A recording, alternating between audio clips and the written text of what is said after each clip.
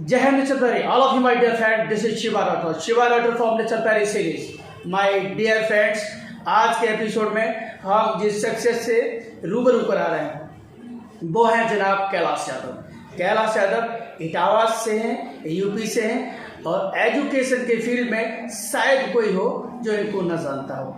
जनाब कैलाश जी पान कुंवर international school एक नहीं दो हैं, उनके आप प्रबंधक हैं और बहुत पुराना इनका प्रिंसिपल का तजुर्बा है। तो जनाब कैलाश जी की कहानी, कैलाश जी की जुबानी माय डियर ब्रो हम आपको सुनवाते हैं। अगर मैं ये कहूँ तीखा सवाल बनता है सर, और मेरी पहचान तीखे सवाल के लिए कि एक ज़माना था, हमने भी पढ़ा है और मैं भी स्कूल में गया हूँ, प्राइमरी पाठशाला का मेरा दौर था कि स्कूल को बच्चा ढूंढता था कि मुझे इस स्कूल में एडमिशन नहीं मिल रहा है, तो हम दूसरे में जाते थे, हम तीसरे में जाते थे।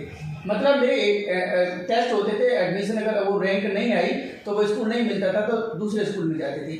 आज स्कूल बच्चे के दरवाजे पे बैठा है कि तुम इस पे एक जैसे कॉलगेट पे साबुन पे ब्रश फ्री या कॉलगेट पे लॉलीपॉप फ्री, तो आज स्कूल स्टूडेंट्स के दरवाजे पे बैठे कि तुम मेरे घर चलो, हम इतनी फीस कम देंगे, हम इतना ये कम देंगे। आज जो बाहर आ रही है ये कॉम्पिटिशन हो गया है, तो ये नहीं लगा कि शिक्षा का स्तर खत्म हो रहा है। शिक्षा का जो एक लेवल था, जो एक स्टैंडर्ड था, वो खत्म हो रहा है। ये आपने बिल्कुल सही कहा, लेकिन मैं भी आपको पुनः याद दिलाऊंगा कि ये उनके द्वारा होता है जो शिक्षा का व्यवसायीकरण करते हैं। जो शिक्षा प्रदान करते हैं वे ऐसे कार्य नहीं करते। वे उतना समय पेरेंट्स के घर जाने में, पेरेंट्स से बात करने में, अपनी बात समझाने में व्यर्थ नहीं करेंगे जितना वो कक्षाओं में दे देंगे। और कक्षाओं में जो बच्चे आपके पास हैं, यदि आप उनको समय दे लोगे, उनकी देखरेख कर लोगे, उनको इतना अच्छा बना दोगे, तो वो अपने आप वैसा ही प्रचार करेंगे और छात्र छात्रा अथवा अभिभावक आपको ढूंढते हुए आएंगे। ये ठीक उसी प्रकार है, यदि हम अंदर काम नहीं कर रहे, बच्चे की देखरेख नहीं कर रहे, तो हमें दूसरों के पास बच्चे मांगने जाना पड़ेगा, पहली चीज़। दूसरी चीज़, आज बहुत ज़्यादा संख्या हो गई है प्राइवेट स्कूल की, बहुत ज़्यादा संख्या हो गई है, और इस संख्या में कुछ ऐसे विद्यालय हैं जो 5 स्टार होटल्स की तरह हैं, जहाँ संस्कार से मतलब नहीं है, जहाँ बिल्डिंगें बहुत अच्छी हैं, व्यवस्थाएँ बहुत अच्छी हैं, लेकिन जो शिक्षण कार्य है, मेरा मानना है केवल किताबी ज्ञान देना शिक्षण कार्य नहीं होता। बच्चे के अंदर इमोशंस, शेयरिंग, फीलिंग्स, अच्छे बुरे की एटिकेट्स, मैनर्स, बिहेवियर, डिसिप्लिन सब कुछ सिखाना ही शिक्षा होती है। और जहाँ पर व्यवसायीकरण होता है वहाँ केवल इससे मतलब होता है कि आपकी फ़ीस आ गई तो आप पढ़ेंगे, नहीं फीस आई तो आप नहीं पढ़ेंगे। जो विद्यालय इन चीज़ों को दरकिनार करके ये फोकस करते हैं कि मेरे पास आया बच्चा मेरे द्वारा क्या लेकर के जा रहा है, कितना अनुशासन सीख रहा है, कितने उसके व्यवहार में परिवर्तन हुआ, कितना उसकी भाषा में परिवर्तन हुआ, कितना उसका बौद्धिक स्तर अच्छा हुआ, अगर ऐसे प्रयास होते हैं तो वहाँ शिक्षा अच्छी होती है। जहाँ ऐसे प्रयास होते हैं वहाँ स्कूलों को या स्कूल के कर्मचारियों को घर घर नहीं जाना पड़ता है। यहाँ पर एक बात और कहूँगा, घर जा कर के मिलना, अपने पेरेंट्स से फीडबैक लेना, ये एक अलग बात है, और किसी नई जगह जा कर के बच्चे मांगना, ये एक अलग बात है। मैं भी अपने छात्र छात्राओं के यहाँ पर अपने अध्यापकों को भेजता हूँ, लेकिन उनके यहाँ भेजता हूँ जो बच्चे पढ़ रहे हैं, ये जानने के लिए कि बच्चे घर में क्या कर रहे हैं, ये जानने के लिए कि जो घर की बात यहाँ बता रहे हैं, यहाँ की बात घर में बता रहे हैं, उसमें कितनी सच्चाई है। क्योंकि बच्चे को ठीक करने के लिए अभिभावकों को और विद्यालय के टीचरों को आपस में मिलना जुलना, बात करना अनिवार्य है, और मुझे इसका लाभ मिलता है। कई बार बच्चे यदि कोई बात गलत बताने का प्रयास करते हैं तो पेरेंट्स से बात करके वो सही बात पता लगती है, बच्चे की काउंसलिंग कर दी जाती है, भविष्य में ऐसी गलती नहीं करता है।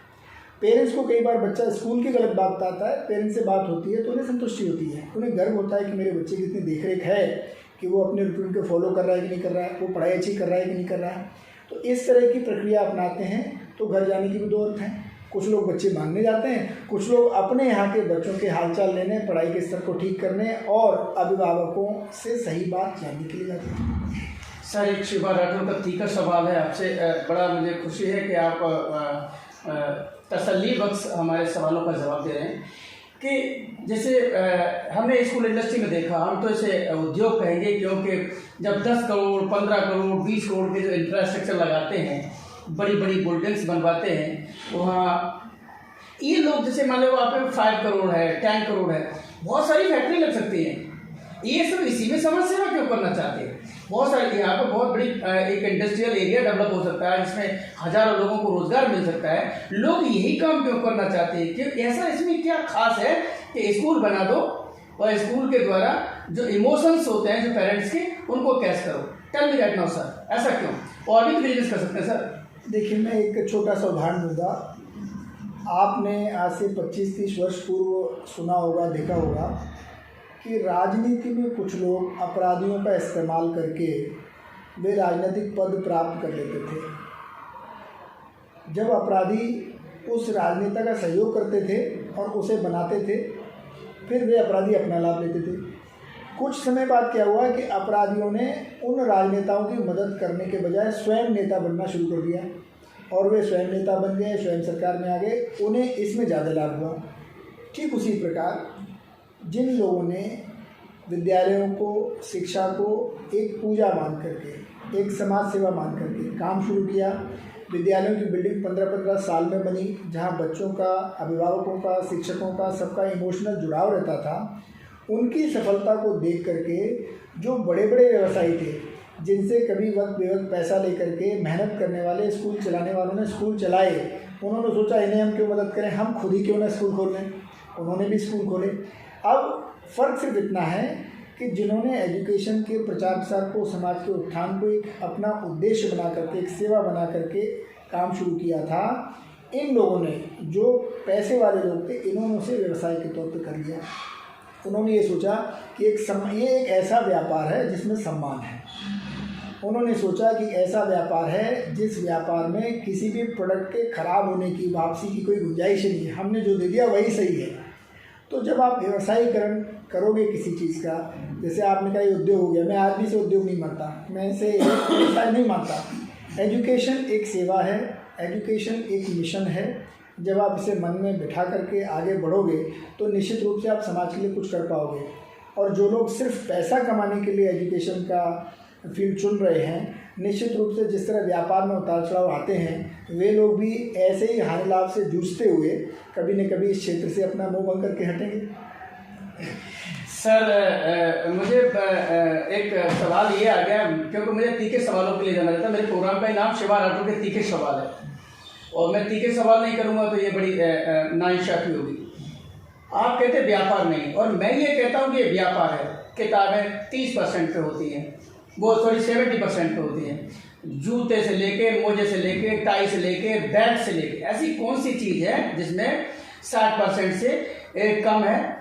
और आप मुझे बताइएगा, ये व्यापार नहीं तो ये जितने भी जो बुक सेलर्स हैं, जितने भी टाई बेल्ट वाले हैं, वो तो मैं ये जानता हूँ, वो सब कहते हैं कि साहब हमें तो इतना देना पड़ता है, इतने में मुझे मिल रहा है, आप बताइए मैं क्या करूँ? तो ये फीस से अलग, टाई से अलग, शूज से अलग, नाई जो आपका बाल हमारे यहाँ कटवा लेना वो भी हमारा सेट है, कपड़ा मेरे यहाँ से लेना कि वो लोग वो ड्रेस मेरे यहाँ से लेना, साहब को गाड़ी का वो हमारी तरफ से लगी हुई है, ये सब क्या है सर? देखिए, मैंने पहले भी कहा, ये वो लोग करते हैं जो इसे व्यापार मान के कर रहे हैं।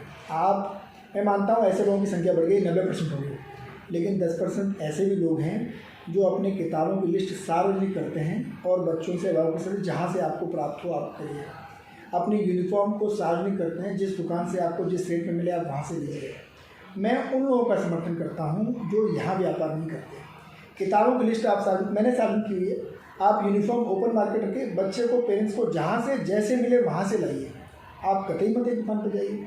अगर आप एक दुकान पर जाते हैं, आप भले ही वहाँ से कुछ न ले रहे हों, लेकिन ये आरोप आप पर लगेगा कि आप वहाँ से ले रहे हैं, तो दुकानदार को कहने का मौका मिलेगा कि भाई मुझे देना पड़ रहा है। जो बात आपने पूछी ये वो साबित करेगा कि भाई मेरे यहीं मिल रही है, उनकी किताब और कहीं मिल रही है।